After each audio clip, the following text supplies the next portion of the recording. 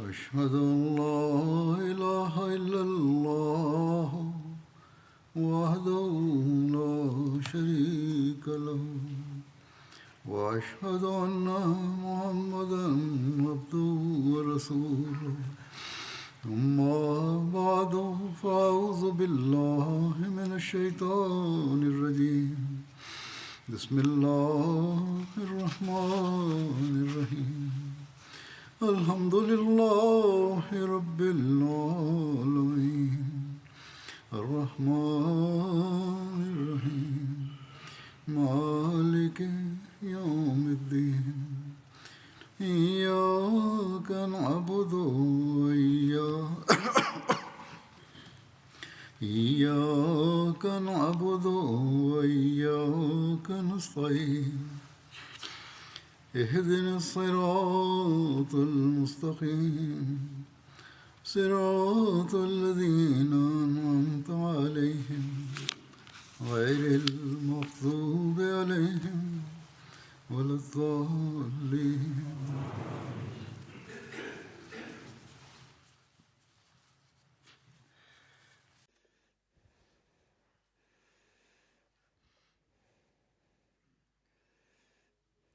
Morgen veranstaltet die Jamaat Großbritannien zum 100-jährigen Bestehen der Fazl-Moschee eine Zeremonie,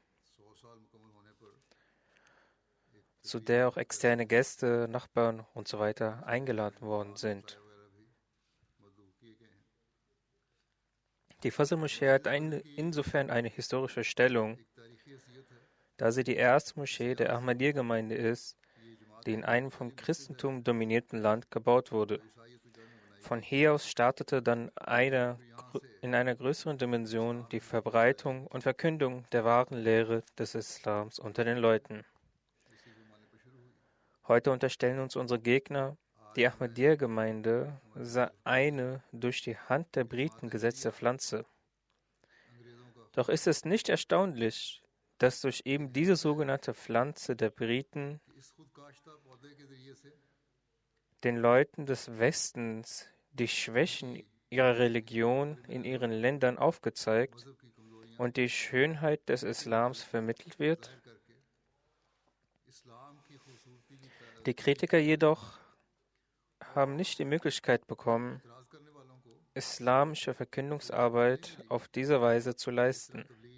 Es stimmt, dass vor der Errichtung der Fazl-Moschee eine Moschee in Woking gebaut wurde, deren Gründer der berühmte Orientalist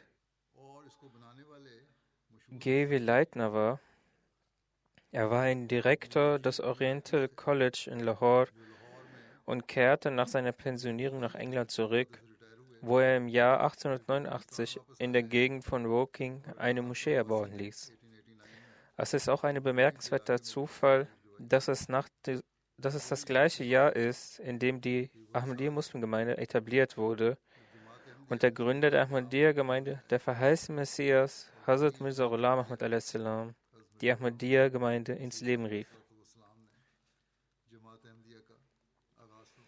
Dieser berühmte Professor gründete neben der Moschee auch ein Institut für Orientwissenschaften, damit die Muslime sich sowohl religiöses Wissen aneignen, als auch ihren Gottesdienst abhalten könnten.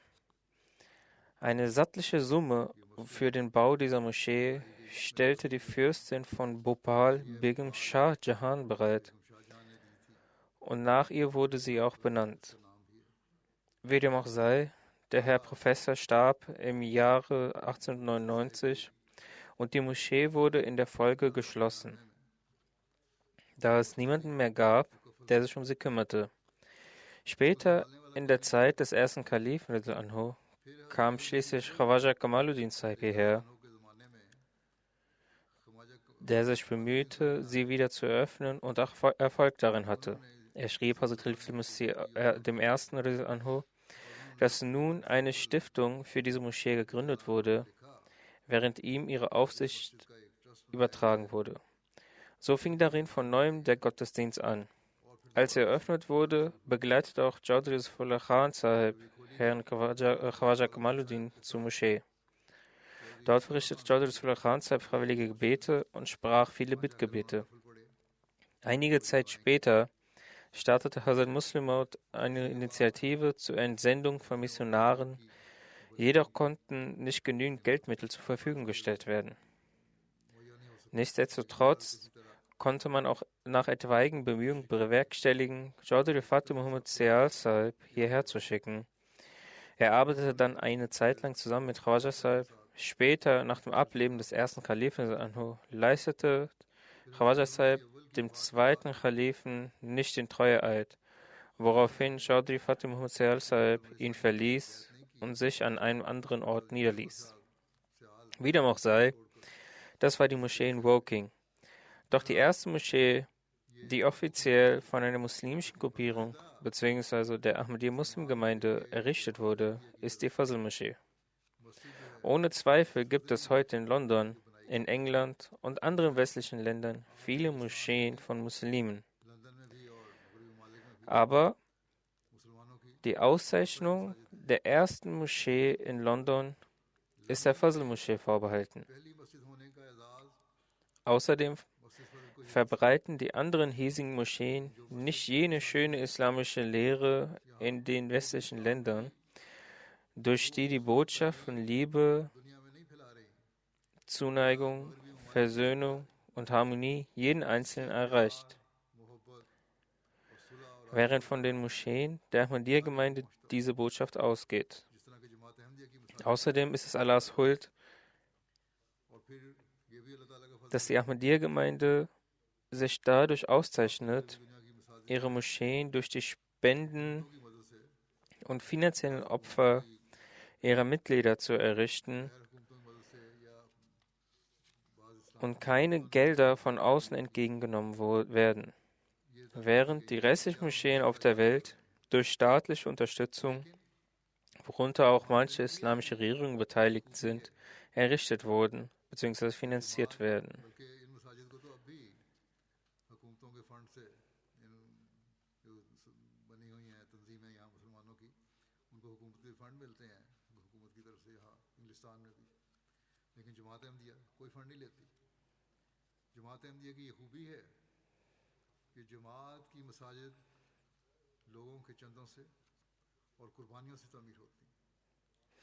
Sogar heute noch erhalten die muslimischen Organisationen hier in England staatliche Mittel.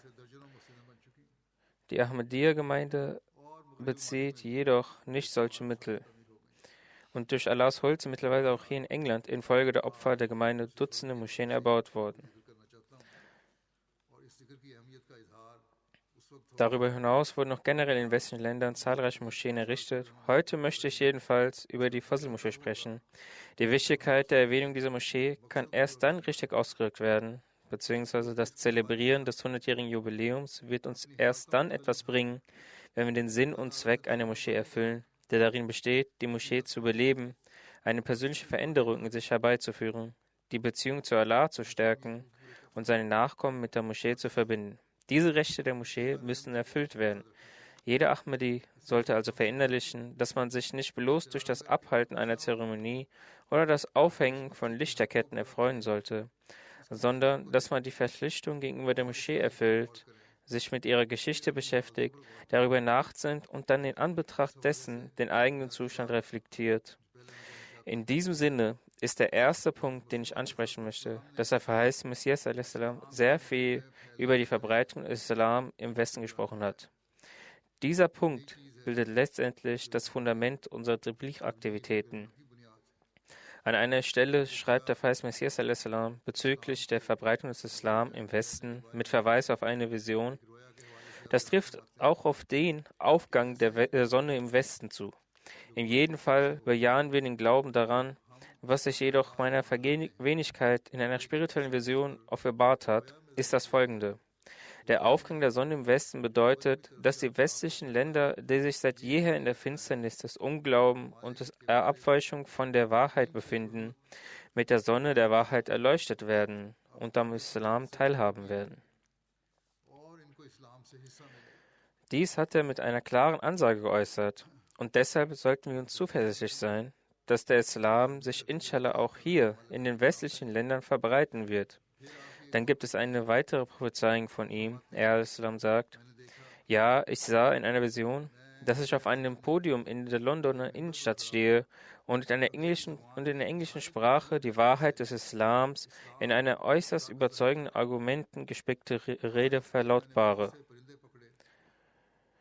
Nach der Rede habe ich viele weiße Vögel gefangen, die auf kleinen Bäumen saßen. Die Vögel waren vielleicht so groß wie Rebhühner. Ich interpretierte die Vision so, dass womöglich nicht ich persönlich dort sein werde, meine Schriften indes sich unter diesen Menschen verbreiten werden und eine große Zahl rechtschaffener Engländer von der Wahrheit überzeugt sein wird. In der Tat haben die westlichen Länder bisher sehr wenig mit religiösen Wahrheiten zu tun gehabt. Es scheint, als habe Gott der Erhabene das gesamte religiöse Weisheit Asien und die ganze materielle Weisheit Europa und Amerika gewährt. Und er führt fort, alle Propheten Gottes, vom Anfang bis zum Ende, waren in Asien beheimatet und unter seinen Bewohnern wurden die Ränge der Heiligkeit erreicht. Nun beabsichtigt Gott, der Erhabene, diese Menschen gegenüber barmherzig zu sein. Das heißt, Allah will seinen Blick der Barmherzigkeit auch auf die Menschen der westlichen Länder richten. Dies ist also die Unterweisung, der Wunsch, das Gebet und die frohe Botschaft des verheißten Messias a.s. Und in dieser Aufgabe führt die Ahmadiyya-Gemeinde heute sowohl in England fort, als auch in weiteren Ländern der Welt, in Amerika und anderen westlichen Ländern, indem sie die wahre Botschaft des Islams überbringt. Die Initiative der Fazl-Moschee wurde ebenfalls zur Realisierung dieses Zwecks gestartet. Wie ich bereits erwähnt habe, kam Khwaja Kamaluddin Sahib zuerst in die Moschee in Woking, doch nach dem Ableben des ersten Kalifen hat er dem Kalifat nicht den Treueeid geleistet, weshalb Chaudhry Fateh Muhammad Sial Sahib, der sich zu dem Zeitpunkt mit ihm befand, eine weitere Zusammenarbeit als widrig empfand, sich von ihm trennte und an einem anderen Ort die Tabligh-Arbeit wieder aufnahm und so die Botschaft verbreitete. Durch Allahs Huld verzeichnete er auch Erfolge. So können wir sagen, dass Chaudhry Fateh Muhammad Sial Sahib der erste Missionar der Ahmadiyya-Gemeinde war, der offiziell als Missionar hierher kam, und auch er es war, der die allererste Frucht erntete, in der Person von Mr. Corio, der ein Journalist war und den Islam annahm, und danach traten mehr als ein Dutzend weitere Menschen Islam Ahmadiyya bei. Die Verbreitung der Botschaft seitens Chaudhry Sahib erfolgte größtenteils durch Vorträge. Er verbreitete die Botschaft des Islams, indem er an unterschiedlichen Orten Vereine und Gesellschaften besuchte und dort Reden hielt. Später rief der zweite Kalif, Rizat Anhu, Chaudhry Sahib wieder zurück nach Qadian und schickte Qazi Abdullah Sahib nach England als Missionar. Dieser hatte hier einige Zeit gearbeitet. Er war auch ein Gefährte des verheißten Messias und verbreitete die Botschaft in Zeiten des Ersten Weltkriegs, was unter den damaligen Verhältnissen eine enorm schwierige Aufgabe war. Doch diese Leute führten unentwegt die Tabligh-Arbeit fort. In der Zeit von Qazi Sahib wurde zwecks der Errichtung eines dauerhaften Missionshauses für die Bewegung eine Wohnung in der Straw Street angemietet. Danach steht auch in der Geschichte, dass noch während des Aufenthalts von Qazi Sahib der zweite Kalif Anhu zusätzlich Hazrat Mufti Muhammad Sadiq Sahib nach England entsandte, der von Januar 1917 bis 1920 hier lebte.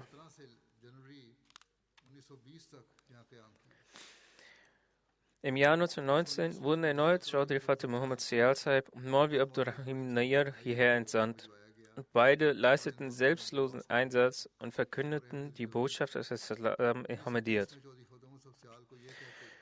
Im Jahr 1920 erhielt Chaudhry Fateh Muhammad Sial Sahib von Hazrat Khalifatul Masih im zweiten Anhu den Auftrag, in England ein Stück Land zu erwerben, um eine Moschee zu errichten und ein offizielles Missionshaus zu gründen, von wo aus die Arbeit beginnen sollte. Es wurde daraufhin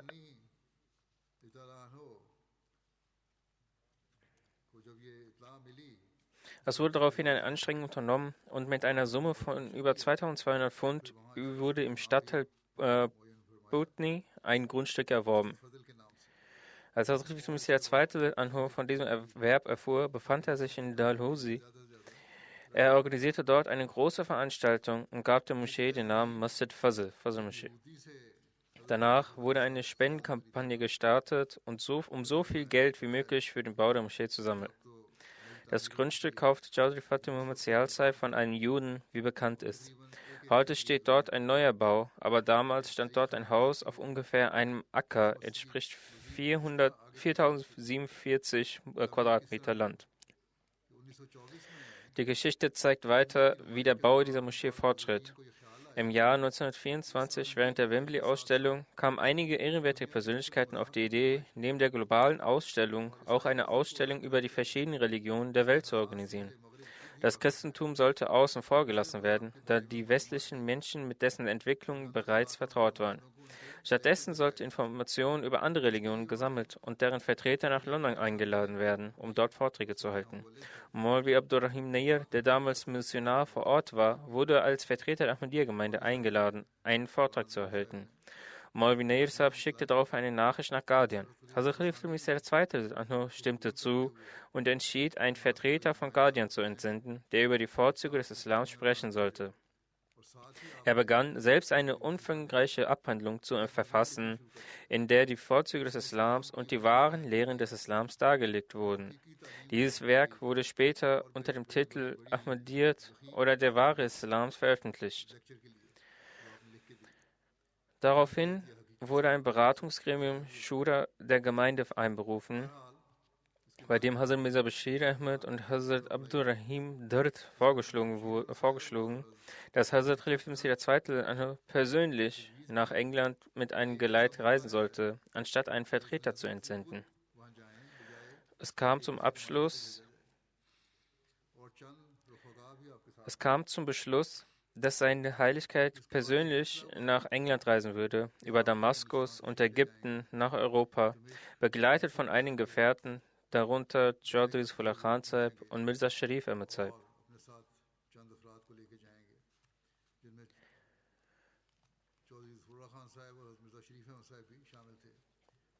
Beide begleiteten Hazrat Khalifah Masih II. Anhu auf eigene Kosten. Hazrat Khalifah Masih II. Anhu übernahm ebenfalls seine eigenen Reisekosten. Hazrat Sani II. Anhu reiste über Damaskus und Ägypten auf dem Weg durch Italien, die Schweiz und Frankreich und erreichte schließlich am 22. August 1924 England. Ein interessanter Aspekt ist zudem, dass ihm zuvor über seine gesegnete Ankunft in einer Vision gezeigt wurde, wie er an einem Küstenort Englands an Land geht und wie ein siegreicher General einen Holzsteg betritt, in alle Richtungen blickt, wobei er die Wörter hört, William the Conqueror, zu Deutsch William der Eroberer. Dies bedeutet daraufhin, dass mit der Ankunft von Hazrat Khalifah Masih II. Anhu in England ein spiritueller Sieg für den Islam bestimmt war. Die Zeitungen berichteten prominent über seine Reise und Ankunft in England. Hazrat Khalifah Masih II. Anhu kam an der Londoner Victoria Station an und reiste von dort aus weiter, bis er schließlich vor der imposanten St. Paul's Cathedral, der größten Kirche Englands, Halt machte.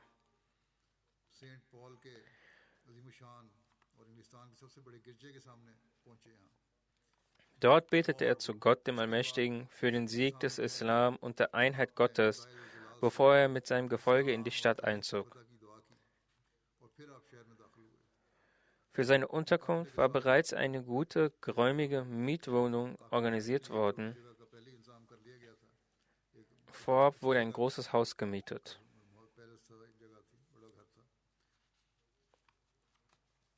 Die Redeinhalte der religiösen Konferenz, privaten Audienzen und öffentlichen Vorträge. Dazwischen erreichte auch die Nachricht vom Märtyrertod von Nematullah Khan in Kabul, der gesteinigt wurde, England. All diese Gegebenheiten brachten der Ahmadiyya Muslim Jamaat viel Bekanntheit und zahlreiche Zeitungen berichteten darüber. Nach diesen Veranstaltungen kam es schließlich zur feierlichen Grundsteinlegung der Moschee. Diese fand durch die Gnade Allahs in einer äußerst eindrucksvollen und inspirierenden Weise statt. In der Geschichte über die Moschee heißt es, obwohl die Tabligh-Arbeit im Ausland umgehend begann, war dem zweiten Kalifen Anhu gänzlich bewusst, dass man eine Moschee brauchen wird. Denn unter dem ständigen Wechsel der Wohnungen und Aufenthalte litt schließlich die Tabligh-Arbeit. Es sollte zumindest eine feste Zentrale geben. Durch die ständige Wechsel konnte nicht derselbe Effekt erzielt werden, doch dieses Unterfangen erschien sehr kompliziert.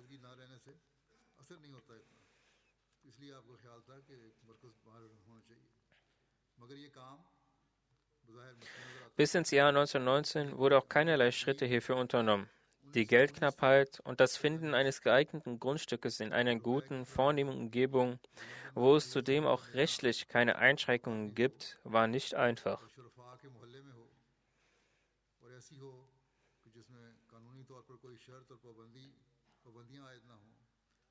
Das Zusammenkommen mit all diesen Aspekten erschwerte den Prozess. Da musste auch die Aufmerksamkeit der Leute auf den Bau gelenkt werden. All diese Punkte standen dem Moscheebau im Weg.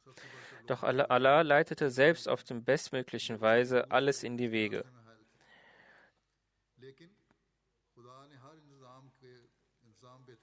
Das erste Problem betraf die Geldmittel. So kam eine Zeit, wo der Pfund sehr stark fiel. Daraufhin kam dem zweiten Kalifen Anhu eine Idee und er betrachtete diese Gelegenheit als einen Segen. Am 6. Januar 1920, als er das Suhr-Gebet geleitet hatte und auf dem Rückweg war, waren dort einige Leute, die zu spät kamen und so den Weg versperrten, weshalb er vorerst dort blieb. Er setzte sich wieder hin und teilte dem Leiter der Schatzkammer mit, dass er einen Kredit von 14.000 bis 15.000 Rupee aufnehmen und das Geld nach England schicken sollte. Denn dadurch, dass der Wert sinkt, würden sie im Gegenzug genügend Pfund bekommen.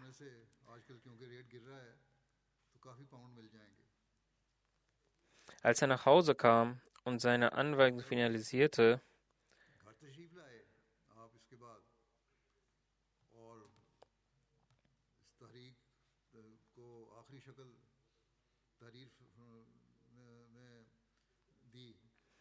schrieb er 30.000 anstelle von 14.000 bis oder 15.000 und anstelle von Kredit schrieb er Janda, Beitrag, Spende. Der zweite Kalif Anhu sagt dazu, dass dies von selbst geschehen war. Zum Suhr-Gebet gab er dem Leiter der Schatzkammer die Vorgaben und sagte ihm, dass man nach dem Maghrib-Gebet mit dem Sammel beginnen sollte. Der Masjid Mubarak war nicht sehr groß und es gab auch nicht viel Vorlaufzeit, um allen Bescheid zu geben. Dennoch sammelte man dem Aufruf seiner Heiligkeit folgend 6.000 Rupien an Janda ein. Am zweiten Tag wurde der Aufruf bei den Frauen gemacht, danach nach dem Asr-Gebet in der Aqsa-Moschee bei den Männern und schließlich am 9. Januar 1920 beim Freitagsgebet. Bis zum 10. bis zum 12. Januar, vom 10. bis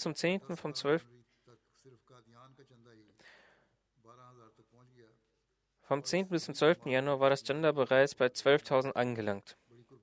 Diese arme Gemeinde gab diesen Janda mit sehr viel Opfer bereit. Der zweite Kalif Anhu sagte, dass so viele Spenden von einer solch armen Gemeinde nur durch Gottes Huld möglich waren und er denkt, dass Gottes Gnade mit diesem Janda verbunden war. Er sagt weiter, dass der Eifer der Menschen sehenswert war, jedoch nur diejenigen, die diesen Eifer mit ihren eigenen Augen bezeugten, es auch begreifen könnten. Alle Männer und Frauen waren wie in Ekstase und erfüllt von Gedanken der Opferbereitschaft und zahlten das Janda. Ein ärmerer Junge, der Sohn eines fleißigen Mannes, sagte, dass er 13,5 Rupien gespart hatte. Damals waren diese Rupien auch etwas wert und aufgrund des Wertverlusts des Pfundes waren es zumindest 1 oder 1,5 Pfund. Wie dem auch sei, er sagte, dass er das Geld gespart hatte und dieses nun als Dschinder verschickt. Also Muslim sagte, ich weiß nicht, mit welchen Wünschen und Sehnsüchten er dieses Geld gespart hatte, doch der religiöse Elan hat dazu geführt, dass er sogar seine weltlichen Sehnsüchte geopfert und das Geld in Gottes Wege gespendet hat. Dann rief er auch außerhalb von Guardian in Gurdaspur und Lahore hierzu auf. Zunächst dachte er, dass diese 3 Regionen ausreichen würden für die Summe von 30.000, doch dann befürchtete er, dass andere sich vielleicht beschweren würden, warum sie nicht partizipieren konnten an dem Aufruf, weshalb er die Initiative ausweitete und ebenso wurde die Summe von 100 auf 100.000 erhöht, damit die Menschen in dieser guten Sache beteiligt sind. Eine Person hatte sogar den zweiten Kalifen auch nur um Dua gebeten, dass wenn sein Geschäft erfolgreich wird, er sogar bereit ist, die gesamte Kosten dieser Moschee im Ausland zu bezahlen. Der zweite Kalif sagte, dass er dies nicht genehmigte, da er niemanden von diesen Segnungen ausschließen wollte. Als die Summe zusammenkam, wurde sie über die Bank of India nach England überwiesen, welche 3.468 Pfund entsprach. Beurteilen Sie selbst die heutige Situation im Vergleich zu den damaligen Verhältnissen. Es war umgerechnet 52.000 Rupien. Innerhalb von einer Woche konnte dieser Betrag gesammelt werden. Danach wurde ein weiterer Betrag überwiesen. Auf diese Weise, dass der Pfund zu der Zeit erneut an Wert verlor, bekam man mehr Pfund für weniger Rupien. Ein Pfund war statt 15 Rupien dann 6 Rupien wert.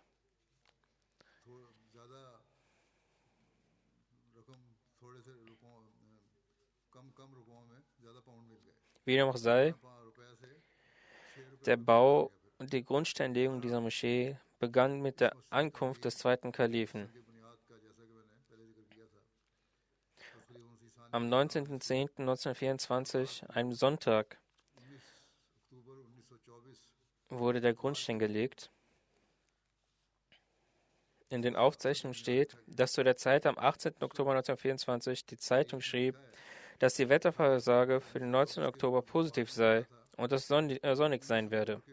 Aber Gott widerlegte ihre Vorhersage und lieferte einen eindeutigen Beweis für seine Existenz. Es begann bereits morgens an zu regnen. Der zweite Kalif wurde über diese Angelegenheit unterrichtet. Er sagte, es spielt keinen Anlass zur Panik. Das ist sogar sehr gut. Wer unter diesem Umstand zur Eröffnung kommt, wird dies mit Aufrichtigkeit tun. Für morgen ist ebenfalls Regen vorhergesagt. Nun werden wir sehen, ob die Vorhersage zutrifft oder nicht. Wie dem auch sei, gemeint der zweite Kalif sagt, dass wer auch kommt, wird es mit Aufrichtigkeit tun und diese Veranstaltung wird inshallah erfolgreich sein. Es wurde ein kleines Zelt, also ein Festzelt, aufgestellt, damit die Leute in Ruhe im Festzelt dem Programm lauschen und es sehen können. Es wurden Einladungskarten an verschiedene Personen geschickt, darunter Parlamentsmitglieder, Würdenträger, Politiker und Diplomaten. Da es nicht mehr lange war bis zur Veranstaltung, ging man davon aus, dass kurzfristig nur sehr wenige kommen werden. Aber es erschien eine große Anzahl an Gästen. Vertreter verschiedener Länder nahmen teil und diese Veranstaltung war in jeglicher Hinsicht ein Erfolg. Wo der Grundstein während dieser Veranstaltung gelegt werden sollte, stand der zweite Kalif. Daraufhin wurde die Rezeption von 2 Suren, Al-Layl und Al-Ala von Hazrat Hafiz Roshan Ali Anhu vorgetragen. Danach hielt der zweite Kalif eine Ansprache und sagte, wir haben uns heute für einen Zweck versammelt, der als solcher einzigartig ist. Er wird der Grundstein eines Gebäudes gelegt, das dazu errichtet wird, um ausschließlich jenes Wesens zu gedenken und in seiner Präsenz unserem Zustand der Verehrung und Anbetung Ausdruck zu verleihen, dass der Erschaffer der ganzen Welt ist. Ganz gleich aus welchem Land wir sind, unter welcher Regierung wir leben oder welche Sprache wir sprechen, wenn wir vor ihm stehen, werden wir eins. Jenes Wesen ist der Mittelpunkt, in dessen Präsenz die Unterschiede von Alter, Status, Hautfarbe sowie Osten und Westen keine Rolle mehr spielen. Denn je näher man sich in seine Richtung bewegt, desto eher schwinden die Unterschiede und die Einheit wächst.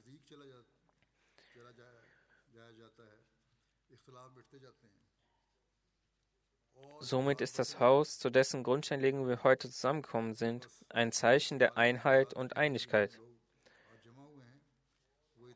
Und das Dasein dieses Hauses macht uns auf die Tatsache aufmerksam, dass wir den gleichen Ursprungsort und den gleichen Ort unserer Rückkehr aufweisen.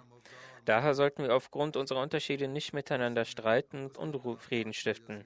Dann sagt er auch Folgendes: Unterschiede und Meinungsverschiedenheiten treten in der Welt auf, und das wird sich auch nicht ändern. Weder gab es in der Vergangenheit ein Zeitalter, in dem es keine Meinungsverschiedenheiten gegeben hätte, noch wird dies in der Zukunft der Fall sein. Solange der Mensch die Fähigkeit zum Fortschritt innehat, wird es definitiv auch Meinungsverschiedenheiten geben. Der ALDE beobachtete Fortschritt in der Welt durch das Vorhandensein von Meinungsverschiedenheiten bewegt wird. Somit ist Meinungsverschiedenheit, wie der Heilige Prophet es erklärt hat, ein Segen und nicht etwas Schändliches. Was dagegen schlecht ist, ist Intoleranz. Es kommt zu Meinungsverschiedenheiten, aber es fehlt an Toleranz. Also sollte der übersteigende Wunsch nach Einigkeit und Zustimmung, sprich jeder möchte, dass seiner Meinung zugestimmt wird.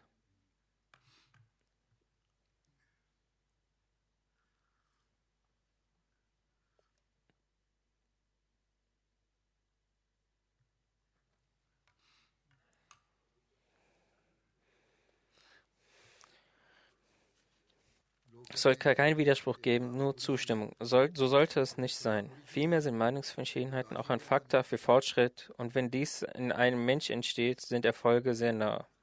Dann sagt er auch, wenn Meinungsverschiedenheiten etwas Schlechtes ist, welcher Bedeutung und Funktion bleibt dann der Toleranz? Toleranz und Duldsamkeit entstehen erst im Vorhandensein und als Resultat von Meinungsverschiedenheit. Dann sollte der Mensch Toleranz zeigen und nicht versuchen, jemanden auf schlechte Weise Schaden zuzufügen. Diesen Aspekt sollte man folglich für immer im Gedächtnis behalten.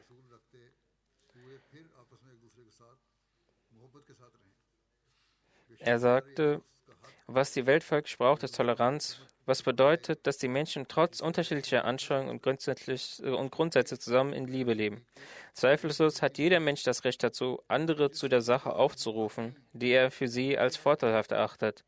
Denn ohne das Propagieren kann Wissen nicht vorankommen. Doch wozu niemand das Recht hat, ist es, bei jemandem vor seinem Sinneswandel seine Worte und Handlungen ändern zu wollen oder in manchen Anliegen wegen Uneinigkeit zu versuchen, ihm Schaden zuzufügen. Das ist falsch. Zwang auszuüben und die Worte und Handlungen zu ändern.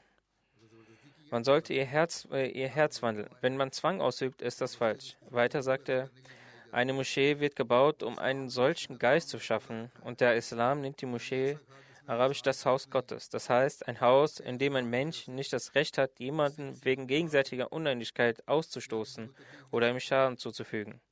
Denn es ist nicht sein Haus, sondern Gottes Haus.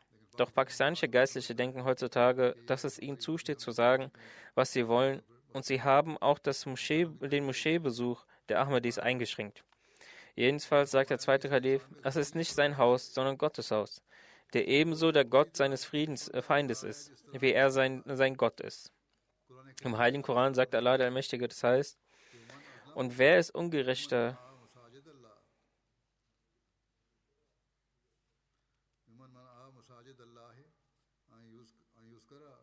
Das heißt, und wer ist ungerechter als jener, der verhindert, dass Allahs Name verherrlicht werde in Allahs Moscheen?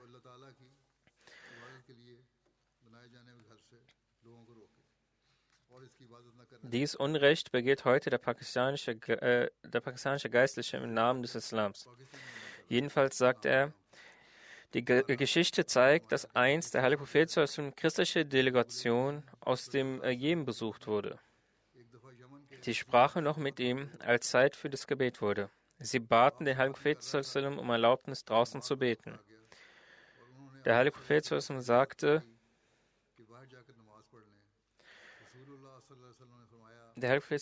es ist nötig, das Gebet draußen zu verrichten. Verrichtet das Gebet in unserer Moschee.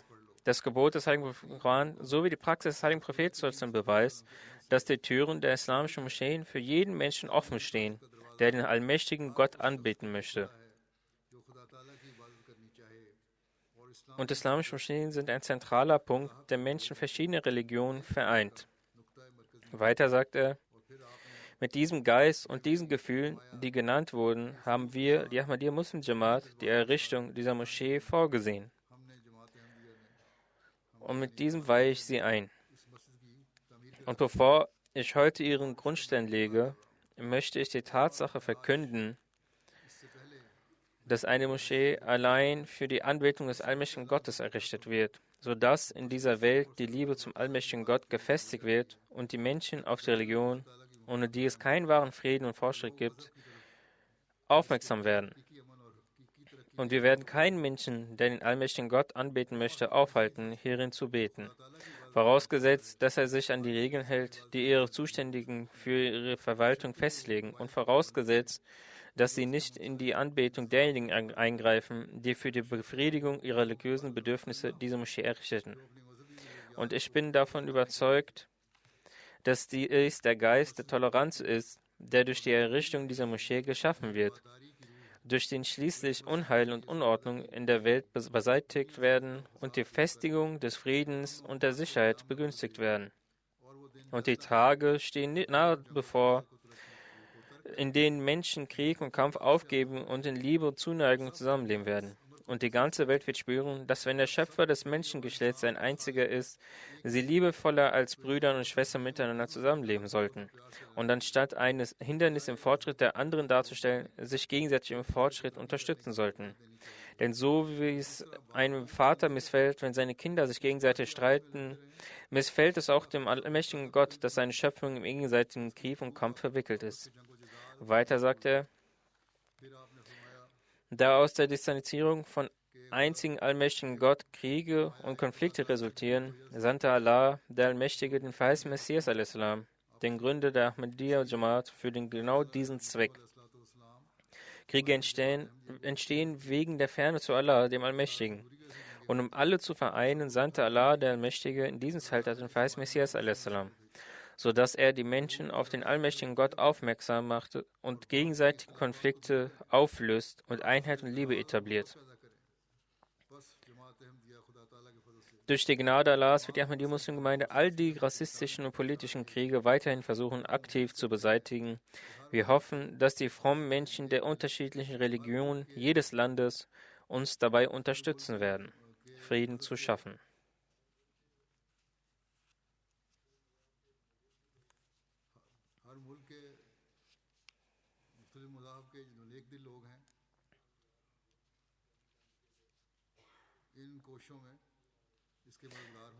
Er sagte, dass die Anzeichen davon bereits zu sehen sind. Er sagte, die Menschen kämen aus verschiedenen Lebensbereichen. Er sagt, dass respektable Menschen aus unterschiedlichen Religionen in der Versammlung erschienen sind. Dadurch ist es offensichtlich, dass wir uns vereinen. Und auch heute, nach 100 Jahren in diesem Zeitalter, haben wir gesehen, dass wenn die vielen Menschen aus unterschiedlichen Kulturen und Religionen hierher kommen, sagen sie, dass wir uns auf der Plattform der Ahmadiyya Muslim Gemeinde vereint fühlen. Diejenigen, die sich in der Fazl-Moschee für das Gebet aufhalten, haben sicherlich gesehen, dass Hazrat Khalifatul Masih II. Auch ein Schild erstellen lassen hat, worauf folgendes steht: Ich, Mirza Bashiruddin Ahmad, Khalifatul Masih II., Oberhaupt der Ahmadiyya Muslim Gemeinde, dessen Hauptsitz in Ghardian, Punjab, Indien ist, werde, um die Zufriedenheit Allahs zu erlangen und mit dem Zweck, dass der Glaube an Allah in England verbreitet wird und die Menschen aus England auch an den Segnungen teilhaben können, die wir erhalten haben, heute am 20. Rabiul Awwal 1327 Hijri den Grundstein dieser Moschee legen und dafür zu Allah beten, dass Allah die aufrichtige Anstrengung der Männer und Frauen der Ahmadiyya-Gemeinde annimmt und die Anzahl der Menschen in dieser Moschee bereichert. Und diese Moschee sollte für immer eine Quelle für Frömmigkeit, Gottesfurcht, Taqwa, Gerechtigkeit und Liebe sein. Eine Stätte, die für die Vorbereitung von den Lehren des heiligen Propheten sallam und Hazrat Ahmad, Masih Maud, Stellvertreter des heiligen Propheten sallam, dient.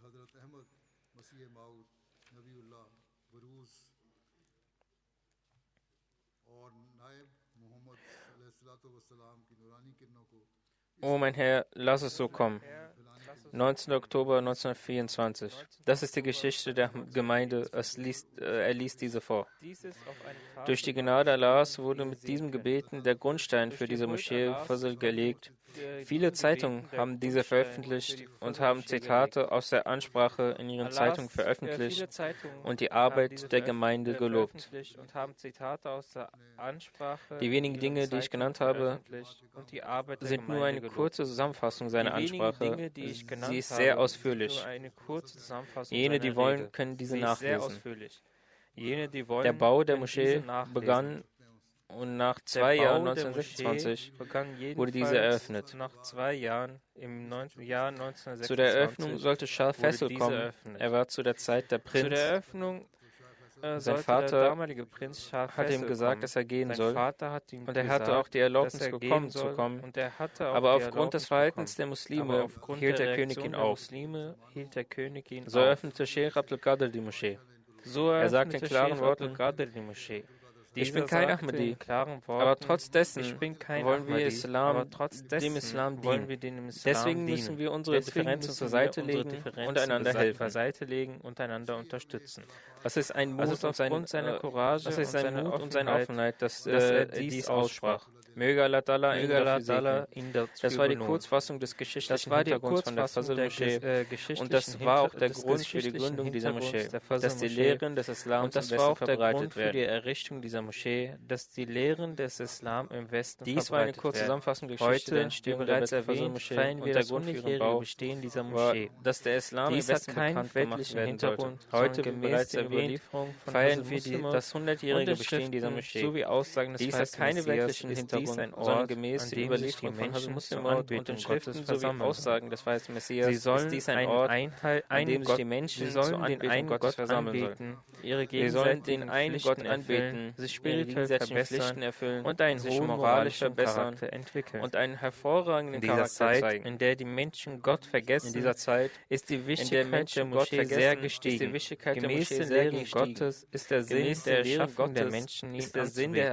der Menschen, und genau hiervon entfernen wir uns. Und genau hiervon entfernen wir uns heute darum bemühen, dass wir die Pflichten des Gottesdienstes erfüllen und auch in unserem Umfeld die Menschen um uns herum, unsere Kinder daran erinnern sollen, dass das wahre Leben und unser Überleben darin besteht, dass wir Allah anbeten und die Rechte seiner Geschöpfe erfüllen und dass wir seine Gebote folgen. Und erst dann können wir die Welt mit Frieden, Ruhe und Liebe erfolgreich leiten und unser Leben hier verbringen. Sonst gibt es hier außer Unruhe und Streitereien nichts, was wir zurzeit beobachten können. Dieses Ziel sollte jeder Ahmadi im Sinn behalten.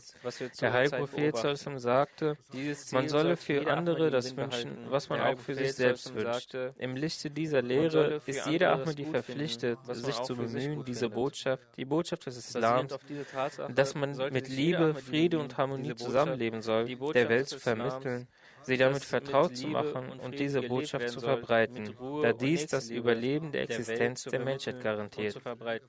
Andernfalls gibt es nichts anderes. Andernfalls werden die folgende Generation noch weiter in den Graben der Zerstörung und Verwüstung fallen, und aufgrund dieses Krieges werden die nächsten Generationen mit Behinderung geboren werden. Auch in dieser Hinsicht ist es wichtig, die Menschen aufzuklären. Möge Allah uns alle dazu befähigen, dass wir den Pflichten der Moschee gerecht werden, beziehungsweise die Rechte jeder Moschee erfüllen. Nicht nur die Moschee, sondern jeder Ahmadi sollte da überall die Moschee beleben. Dieser Pflicht gerecht zu werden, der Pflicht des Gebets nachkommen, der Verantwortung der Verbreitung der Botschaft Allahs gerecht werden, dem der Verkündigung des Islams gerecht zu werden und im wahren Sinne zu den Muslimen werden, für die Allah den heiligen Propheten geschickt hat. Und in dieser Zeit hatte Allah den verheißten Messias geschickt, damit die Wiederbelebung des Islams beginnt und in der Welt die Herrschaft des Islams und des einigen Gottes hergestellt wird und die Fahne des heiligen Propheten Muhammad in der Welt gehisst wird. Möge Allah uns alle dazu befähigen. ताला हम सबको इसकी तौफीक अता फरमाए।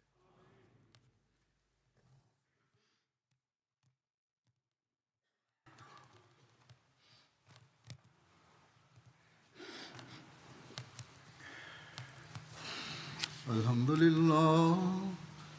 لله نحمده ونستعينه ونستغفره ونؤمن به ونتوكل عليه ونعوذ بالله من شرور أنفسنا ومن سيئات أعمالنا من يهده الله فلا مضل له ومن يضلل فلا هادي له.